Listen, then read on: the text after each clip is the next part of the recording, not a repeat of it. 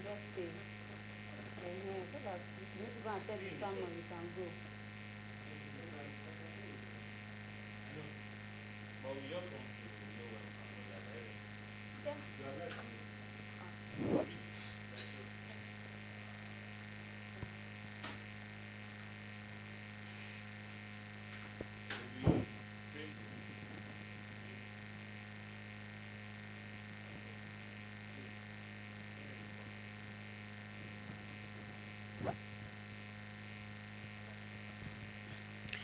Hi everybody, good afternoon. My name is IfeTalks and I'm the host for IfeTalks. I'm so excited today because we're having our first show for the month, and this is different because it's the first live show that'll be airing straight from YouTube. We've never done anything like this before. Usually I have my guests come in on Instagram, but today I have the beautiful Moya and the very handsome Ajiva that will be doing today's show with me. All right, in a minute they'll be introducing themselves. All right, so I'm just going to do a quick overview of what we do here on IfeTalks and what we're going to be doing here today. Now, IfeTalks is a monthly online series that airs every month. We talk about different things that cuts across relationship, marriage, parenting, business, finance, anything at all. As long as it's going to make impact and add value to the community, we will talk about it. Now, today we're talking about something so interesting, and that is abuse. Now, abuse is a topic that people do not usually come out to discuss for a lot of reasons, right? And we're going to be talking about some of those reasons here today, right? So, but we decided that not just discussing it, but discussing with people that have gone through it and have overcome the effects, the trauma that goes with it. So that's why I have Moyo and Ajiva here with me. So before we start, once again, I want to say thank you to everybody who is here. Thank you so much for joining. For everyone who is still going to be joining us, thank you, thank you. Welcome, welcome, welcome. All right, so I'm going to be allowing my guests to introduce themselves. Okay, and then once they introduce themselves, we go live and we start. So ladies first, right? Okay, so we start with Moya. So Moya, just introduce yourself to us, tell us what you do, and then that's all. Okay, so first of all, I'd like to say thank you for having me, Ife. My name is Moyo Folariotun. I'm a brands manager at Eneka Limited and a brands consultant for Yodia Whole Foods. What else? Okay, so I'm happily married with a beautiful daughter. I run a ministry called the Sisters Room. It's a ministry that was bettered by the help of the Holy Spirit for people who have been through different phases of life and they think that they really can't get out of it. So I provide a safe space for you to share and just come. It's a space where we worship together, pray together, and seek for healing together, because then everyone's on a journey to heal and to find purpose, basically. And sometimes I do comedy. So, in a nutshell, that's who Moyo is. Yeah, thank you. So, because that part of me, I'm not really sure. Do you get? So that's why I'm not really talking about it. So that's Moya. So please give it up, give it up, Moya. Okay, so I'll allow Ajiva also introduce himself. Good evening, everyone. Thank you, Ife. My name is Ajiva Lubem. I am a video director, cinematographer, and video editor. I run my company, Studio Republic. We shoot majorly corporate videos and commercials. And I grew up having to deal with verbal abuse, drug abuse, and sexual abuse. So God has helped me overcome it. So now I majorly share my story, majorly to help parents not to make the mistakes my parents made, and to help young people avoid the mistakes I did. Yeah. Awesome. Thank you so much. Thank you so much. Okay, so you've heard from my guests, and now we're hitting right at the gist of abuse today. So before I ask them to tell us about how they went through the process, how they got abused, when they got abused, we're just going to start with a little background gist. Okay, so Moya, I'll start with you, and then I can always randomly talk to anyone. So Ajiva, don't always think that you'll be the second person I'll be asking. Nope. Okay, so when you hear the word abuse, what comes to your head, right? I mean, maybe based from a place of experience and all that. When you hear abuse, what does abuse mean to you? Um, Abuse means to me an improper use of something. It could be it could be a shoe, it could be a dress, it could be human, but something that is not properly used, something that is used in a wrong manner. So, in a nutshell, that's really what it means to me. Okay, great. So, Ajiva? Well, to me, abuse means lack of knowledge of purpose, because the moment you don't know what the purpose of a thing, I mean, you abuse it, and sometimes unknowingly. Honestly, sometimes unknowingly, just because you don't know the purpose of what the thing is. For example, a child has a mobile phone. He doesn't know the purpose, so he can use it for a toy car. I mean, unknowingly, but sometimes knowingly too as well. So lack of knowledge of purpose. Okay, great. So, does this ever happen to you, Moya? So, for example, people are talking about maybe an abuse victim, someone that got raped, or someone that has gone through some form of abuse.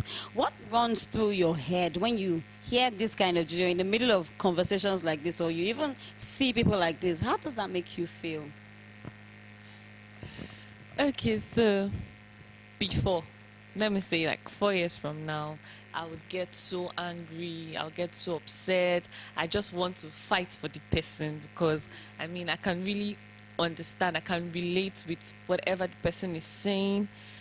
But now, I think that I don't get so angry like I used to. I just cringe. Like, it makes me feel very uncomfortable when I hear stories like that, and it breaks my heart.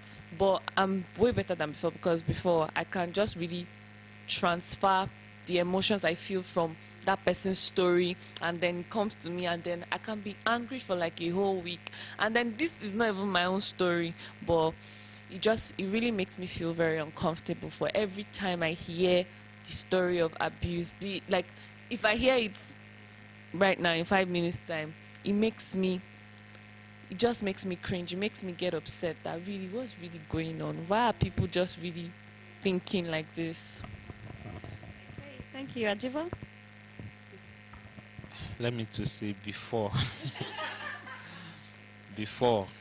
I also get very upset, especially like for me, everything my dad I had to go through with my dad. I used to be very upset, but at some point I realized it's not an excuse for him. It wasn't his fault, because he didn't know better, because you can't give what you don't have.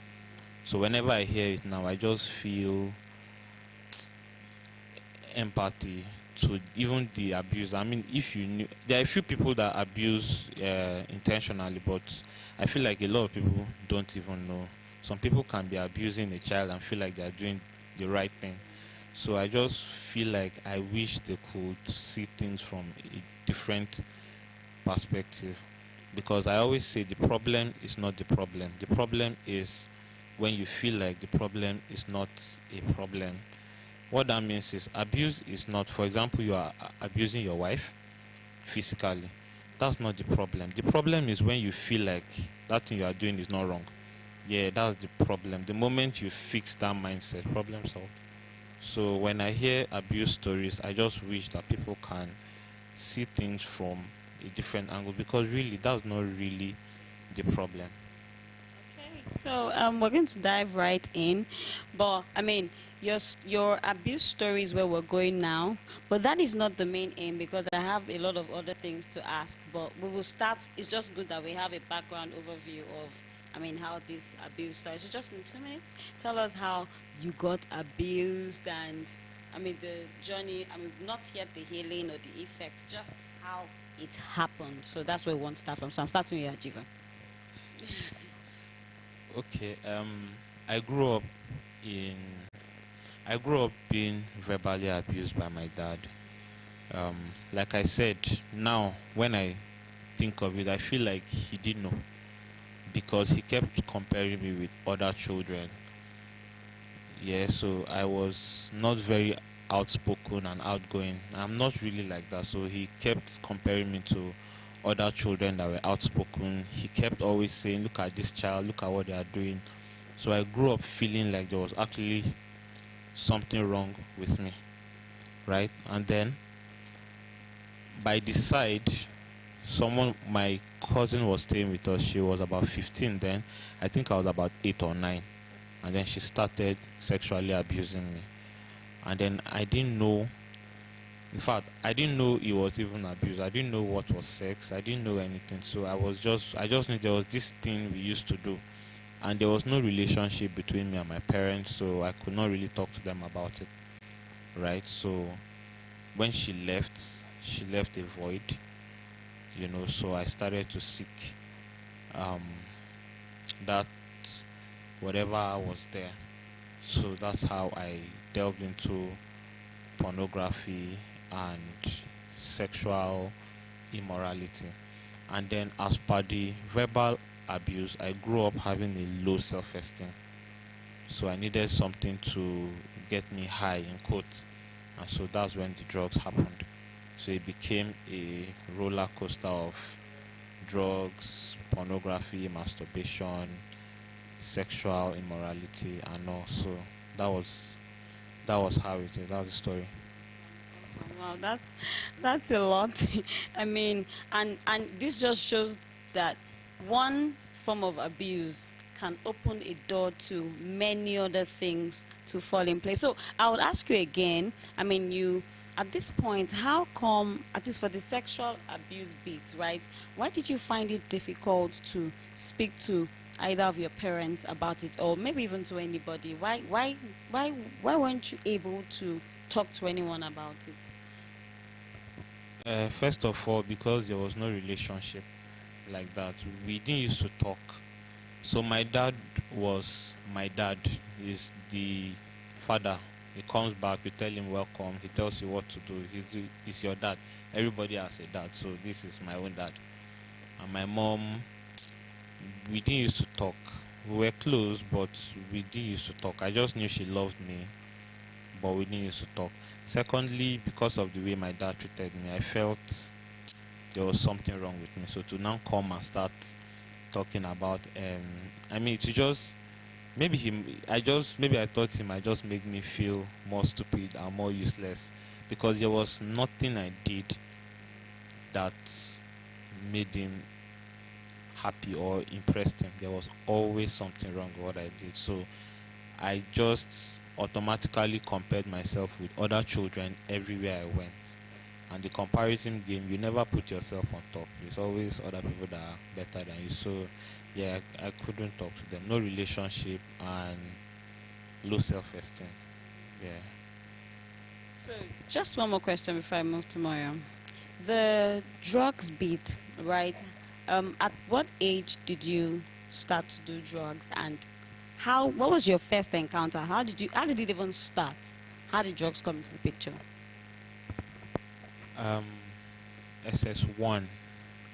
SS1. So in my house or my home, I felt unloved. I felt not what I wasn't feeling like I was anything. So I met these guys in school, Andrew and one other guy.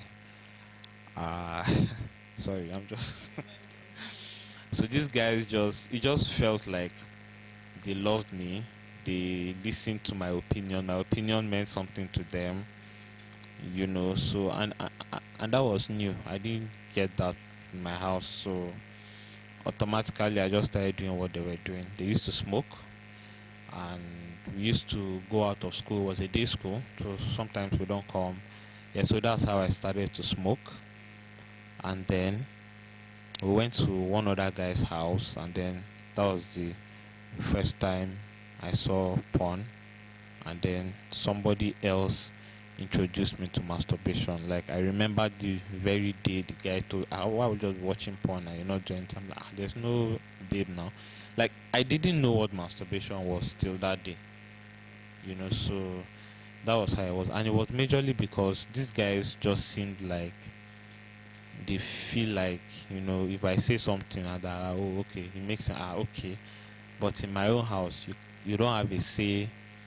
You don't even feel like you have sense. Like everything you did was just wrong. So that was why, majorly. So when these people made me feel the way I felt, it was easy to just do the things they were doing. Wow, I mean, I've gotten something that has even. I feel like asking another question, but I'm not going to be tempted to. I mean, so validation for your children goes a long way so that they do not seek it outside, because they might now end up seeking it from the wrong company, which now open doors to something else. Wow, that's a topic on its own. I mean, parental validation for that, that's like something else. But don't let's go there so I don't miss it. But I mean, I'm going to remember this. I need to do something on this. Okay, Maya. So, just briefly tell us how it started. Just the how you got into the abuse bits, the types of abuse, and how they all started. Okay, so I was sexually abused by my.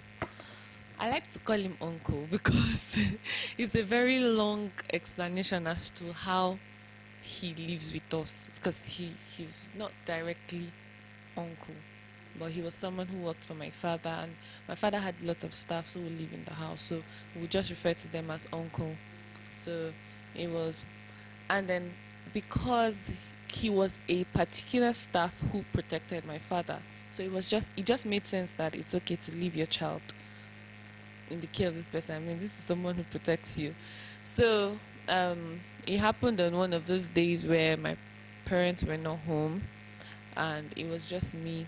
I think they had gone out with my younger brother or so. So it was just me at home, and then he sexually abused me. I think I was 13. Yes, I was 13. I remember. And so it was just so funny that my parents would believe an outsider over their own children. So it was easy for him to manipulate me and threaten me that if you tell, I would say that you are lying. And then, I mean, it was just easy for my. And then I didn't even have a relationship with my mom because she was very strict. As in, it's that bad that if my mommy tells me this is the clothes you're wearing, that's the clothes too. I cannot really argue that I want to wear something else. So it stopped, like, there was no relationship at all. So when it happened the first time, I still couldn't process what had happened because I knew that somebody invaded my privacy, but I wasn't sure how to go about it. I knew that I cried because I can't explain I can't really explain the feeling, but I knew that something had happened, and it made me so withdrawn at home, in school. I always wanted to be on my own, and it didn't stop there. So after the abuse happened, he would, when my parents are not around, he'll make me sit in the parlor, sometimes tie my hands, and he'll play pornography to watch and make me watch him masturbate. So it was it was a whole mental disaster. And so all of that happened. I could not tell my parents. I always used to pray that God, let this uncle just get sacked or let him just leave the house. Like, that was just my prayer until he had a misunderstanding with my father and then he had to go. And my nightmare was was over. So that was it. And then after all of that happened, I got into pornography, masturbation, and I really couldn't tell anybody. It was a struggle. I didn't, even doing those things, I didn't find pleasure doing it, but because it was just somewhere in my subconscious that, oh, okay, this was what this person did, so I mean, it's not a big deal, let's try it out. And but I couldn't tell anyone. I was so scared, I was so afraid to even say, like, oh, this had happened, that had happened. I was going to, there was a day I summoned courage. I was going to tell my dad, because I mean, I had a relationship with my dad, but I just said that it won't end well, so there was no point. So I was just there. It destroyed my self-esteem. I really never thought. I always used to see myself as trash. Like, there was nothing anybody could tell me. I always see myself as trash, because if a whole human being could think of doing that to me, then really, I'm nothing. That was how I used to see myself back then. And there was no validation from even parents to even say, okay, if you are feeling like a trash, you are not a trash. Do you understand? My mom, oh wow. But like my auntie would say, if she knew better, she would have done better. So, but she didn't know. So I really can't fault her or even judge her for all of those things. But sometimes I wish she was more sensitive, because there were there were signs that this young child, something is wrong. Because I had this um a family friend of ours. She would come and she would always ask my mom why I was always withdrawn, because I mean there are plenty children playing in the house, and always wanted to be on my own, always. So she would ask my mom. My mom would just be like, that's who she is. Like, she didn't really pay attention to all these things. And so really that was how the whole abuse thing happened, and that's how I got into all that I got into. Wow. Now there's something that connects both stories, and I think that's the gap in the parenting bit, the validation, and how it affected your esteem and how it opened doors to other. Wow. Okay, so Moyo, why do you think that? I mean, based from where you're coming from, why do you think that it's so difficult for people who are abused to speak up?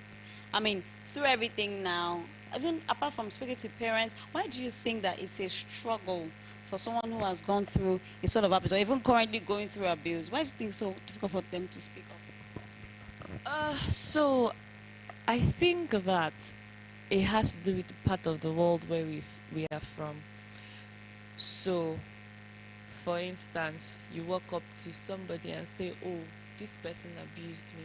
They would ask you questions like, "What were you wearing? Why were you there? Do you understand? Why should you be?" So, and those questions shouldn't really be so. If I tell you that somebody abused me, the first thing you should do is to actually fight for me, not ask me what were you wearing. So, what were you wearing alone? You have condemned me. So, because a lot of times that's what happens. I mean, I've heard stories of a mother when the daughter came and said, mommy, this happened to me. Why did you go to Uncle Soso's house? That shouldn't be your first reaction. A lady going to a guy's house shouldn't really even be a big deal in the real sense. So that should not even be part of the conversation. Why did you go? Then from why did you go there, what were you wearing? If you go to the police station to report and say, oh, somebody raped me, they'll first look at you from head to toe and ask you, yourself, why you go wear this kind of skirt?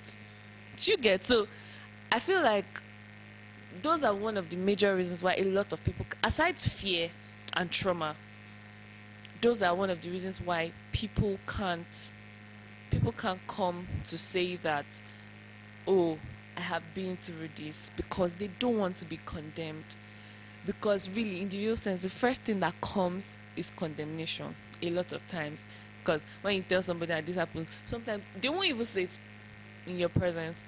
You must have left and they just be like, only God knows. How are we really sure that she was raped, or how are we really sure that he was raped? So I think it has to do with this part of the world where we're from.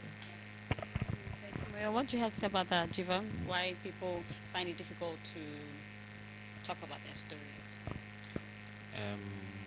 I think in this part of the world, children are not allowed to, or let me say, generally, people are not allowed. You are not allowed to make mistakes. You can see it in the society. For example, when somebody is driving and you see a car with learner on it, person is already shouting, "Go away from the road," forgetting that at one point they too they were learning. So they don't give people space to make mistakes. Everybody, your life just has to be perfect. So if by mistake you found yourself somewhere, and then you got abused, then it becomes, what way, like, it becomes your fault, because I think in this part of the world the blame game is so much. Everybody is always the government, the government, the government. And these same people, when they have a chance to join a queue to do something, they say I know somebody there and they boycott the queue. But everybody's always the government this, the government that. So everything is always nobody's fault but your fault. So I think people just know by default if I come out, I think especially ladies. But then in this part of the world, abuse to male children is not very pronounced. So and I think that's because of the way the society views sex. So when a male child is abused, the person is made to kind of believe that it was fun. The person was enjoying it when it's male. I mean, so it's just so because of that, maybe the person might not want to. So I think it's just a whole lot, man. It's a whole lot. Okay, so Ajiva again. Now, after this experience, or all through this experience, now how did it affect you? What are the things that happened to you as a person? What were the? I mean, I know you've talked about your esteem and how you felt. I mean, there was nothing that you said that was accepted and all that. But what are the other things that this phase did to you as a man, as a human being? As a human being, as a man, let me first start from there. Because of pornography, sexual abuse, and everything, it changed the way I saw women, which was one thing that I struggled with for a long time. So in my head, woman, the way food is to eat, woman is for sex. So it was that bad. I mean, I see a woman and all I can see is a sex object, nothing more. Whether they say the woman is a pilot, I don't care, because that's what pornography shows a woman as, sex object, nothing more, nothing more, right? So that was a struggle for a very long time.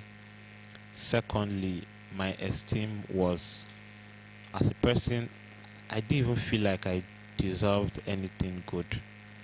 I mean, before I got married to my wife, there were times where I almost broke up with her because I told her I mean, you are too good for somebody. I mean, how can somebody like me be with somebody like you? I'm not good enough for you. You should find somebody better. I mean, how can somebody even, that kind of thing? When I started my business, and I will send an invoice to somebody, maybe just 700k, and I'll be like, they won't pay me 700k. They can't. Who will look at me and pay me 700k? I mean, so those are the things I struggle, and these things were things that I struggled with for a long time because they won't just go like that. So you are born again, your spirit is new, but your mind has to be renewed. And so the Bible says we should that by the renewing of our mind, by the word of God, and many other things. So those were like the two major things my experiences did to me. I mean, I meet somebody, there's an issue, and automatically I feel like, I accepted a lot of trash because I didn't feel like, I didn't feel like anything could. So those were like the two major things that these experiences did to me. Just out of curiosity, did this affect your grades in school? Well, school. I didn't really like school. I wasn't serious. I was selling drugs up and down. I was smoking. I got expelled at some point. So, yes, I didn't really. I normally did not like school since when I was a kid. So, when I finished secondary school, I wanted to do a course in graphic design or something. Basically, what I'm doing now. I didn't want to go to university, but they forced me to go to university. So, it was like nobody even understood me. So I mean, when I don't want to do something, those guys that say I wanted to do music and my dad insisted I do law, and then I went to do the law and I passed and I gave them their certificate, and I'm looking like you pass what? I won't even pass anything. So yes, it affected my grade. Wow, so it did. Awesome. I mean, I'm tempted to ask Moyo, but I think that we should do like a 2 minutes or 5 minutes break, and then we'll be back because you need to hear what Moyo has to say. So we'll be back in 5 minutes. 5 minutes. Okay.